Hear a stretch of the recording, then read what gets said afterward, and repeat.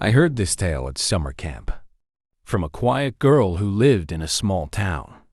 On her life, she swears it's true, and I'm inclined to believe her. This story is about a boy named Timmy Welsh who lived in a small town near the Appalachian Mountains. The town was poor, and Timmy's life was very hard. He lived with his parents, but they were not kind to him. His father was a mean and violent man, while his mother was cold and never showed love. They treated Timmy badly, and he grew up in a house filled with anger and sadness. Despite this, Timmy found ways to survive. He learned how to do chores around the house and pick up skills like chopping wood and fixing things. He worked hard, even though no one seemed to care about him. He often dreamed of a better life, but had no way to escape.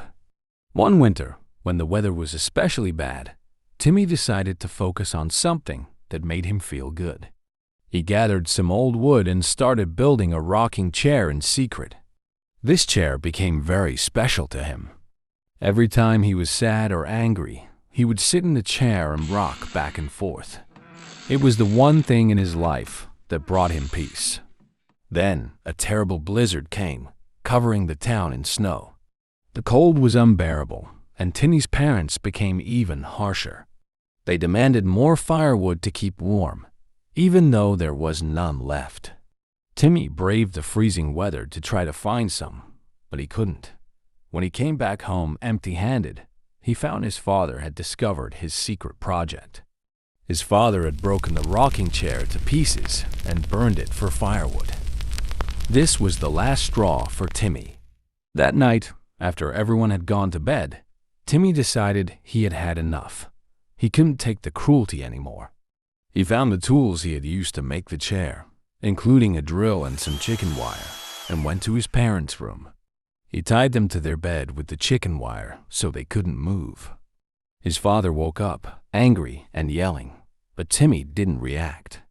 He was calm as he picked up the drill and did something unimaginable. First, he drilled into his mother's eyes, killing her, and then he did the same to his father. After he was done, the house fell silent. Timmy finally felt free from the misery his parents had put him through. A few days later, a snowplow driver came through the town to clear the roads after the blizzard. When the driver reached the Welsh house, he discovered the horrible scene. Timmy's parents were found tied to their bed, lifeless and gruesomely hurt.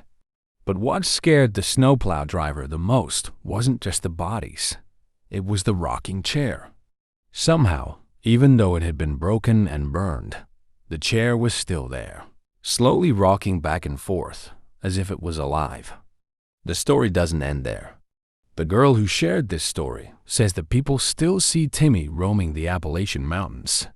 Some hikers even claim to have stumbled upon a small clearing with a rocking chair in the middle of it, swaying gently, just like the one Timmy had made.